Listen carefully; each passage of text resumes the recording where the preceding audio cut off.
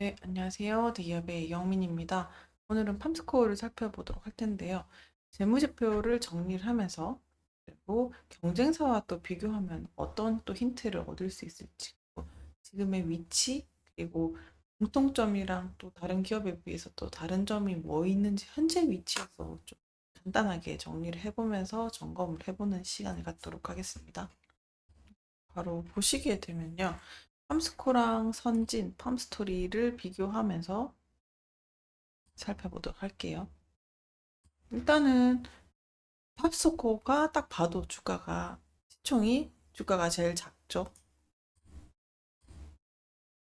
죄송합니다. 팝스토리도 있습니다. 어쨌든 낮은 축에 속합니다. 그래서 상대적으로 작은 규모의 기업이라는 거를 일단 확인하실 수 있겠습니다.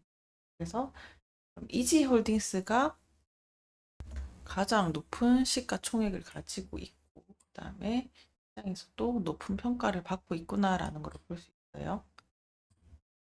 그러면은 자산이랑 부채 부분도 보셔야 되겠는데요. 일단 팜스코어가 자산이 좀 보셨을 때 좀 상대적으로 크지만 또 부채 비율 또한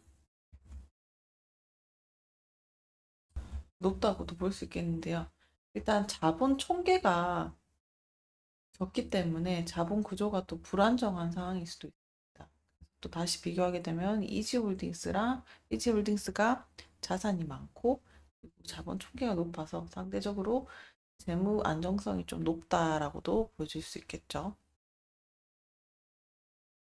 그래서 매출액이랑 영업이익 부분을 보게 되면 팜스코 매출액은 중간 수준에 해당이 됩니다. 그렇게 되지만 영업이익은 어때요? 영업이익은 또 상대적으로 좀 낮죠. 수익성에서 다른 기업들이랑 비교했을 때 좀 어려움을 겪고 있구나라는 걸 볼 수 있고, 그리고 선진과 이지홀딩스가 영업이익이 조금 더 수익성이 좋다라는 것까지 볼 수 있어요. 그다음에 단기 순이익을 또 보시게 되면요.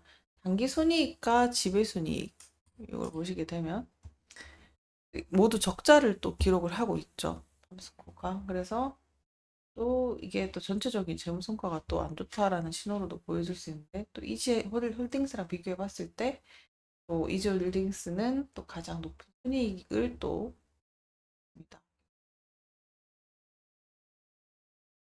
그리고 평가 지표로 넘어갔을 때요.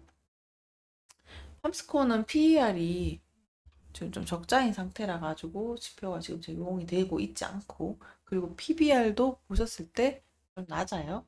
그러면은 이게 자산에 비해서 주가가 또 낮게 평가되고 있다라는 신호로도 보이는데요. 그리고 더불어서 이지홀딩스를 보셨을 때 이지홀딩스는 PER이 또 가장 낮고 PBR도 가장 낮아서 또 상대적으로는 또 가장 또 저평가돼.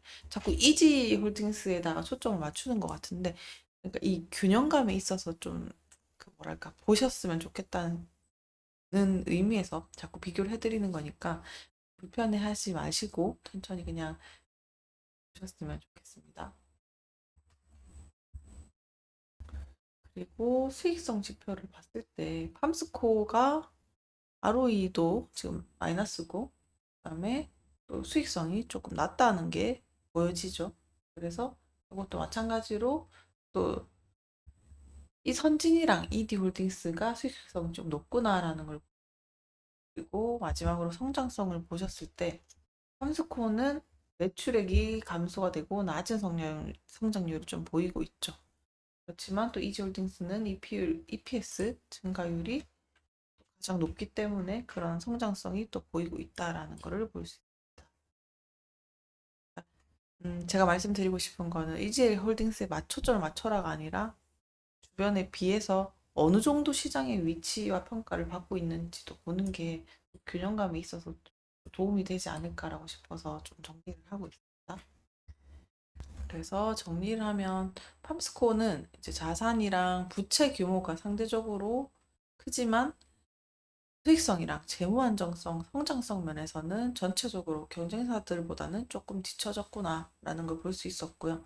그리고 특히나 낮은 영업이익률이랑 적자 상태가 투자자들한테는 또 약간 우려를 조금 느끼게 할 수 있는 부분이 될 수도 있고요. 그리고 팜스토리가 매출액은 다른 경쟁사랑 비교했을 때 자산 규모가 비교적으로 중간 정도 수준이고, 그리고 현진이랑 이지홀딩스에 비해서는 조금 떨어지긴 하지만 그래도 영업이익률이랑 ROE에서는 조금 양호한 편이었다라는 걸 보실 수 있어요. 그렇지만 또 이제 계속 비교 분석을 했었으니까 이번에는 이 사료 기업의 공통점, 지금 현 시점에서 공통점을 또 보게 되면요. 이게 모두 자산에 비해서 부채 비율이 좀 높다고 다 볼 수 있어요. 그래서 기업들이 자산 확대랑 운영 자금 뭔가를 확보를 위해서 부채를 사용하고 있고 부채 비율이 높은 상황이구나라는 공통점을 좀 가지고 있었습니다. 공통점과 차별점을 얘기를 해볼게요. 사료기업 전체전은 일단 자산 자체가 대규모로 보유를 하고 있고 자산에 비해서 높은 부채 비율을 가지고 있고, 그러면 차별점이라고 하면 팜스코에 있어서는 낮은 영업이익이랑 부정적인 ROE가 있었다. 그래서 효율성 면에 있어서는 조금 부족했다라는 걸 좀 보여질 수 있었고요.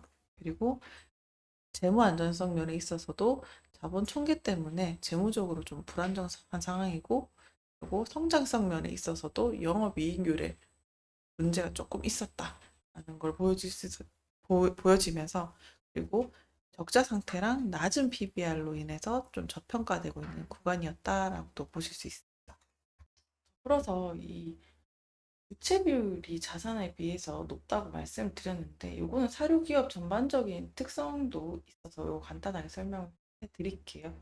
일단은 사료기업들은 원자재 구매랑 관련해 가지고 또 대규모 생산 과정에서 대규모 자본이 필요해서 원자재 비용이라든지 시설 유지, 유통에 자금이 조금 많이 소요되는 편이에요. 그래서 이런 자금 요구나 종종 부채 같은 경우는 그렇게 충당이 되고, 또 산업의 특성상 또 지속적으로 원자재 구매가 또 필요한 산업이다 보니까 자본 효율을 위해서 계속 부채를 이용해서 자금을 조달한다고도 볼 수 있겠습니다. 뭐 다른 업종들도 비슷한 형태지만 특히나 사료도 더 그렇다는 것까지 염두에 두시면 좋을 것 같습니다. 그래서 사료 기업은 농업과 축산에 관련된 사업으로 하고 있으니까 공급 체인이나 농작물 수확물 이런 것들의 매출 변동성이 크다 보니까 아까 말씀드린 것처럼 변동성이 컸다. 이렇게 생각을 해주시면 좋을 것 같습니다. 오늘 스코어를 보면서 재무제표를 정리해 봤고요. 경쟁사랑 비교를 해서 어떤 공통점과 다른 점이 있었는지를 해봤습니다. 오늘도 시청해 주셔서 감사합니다.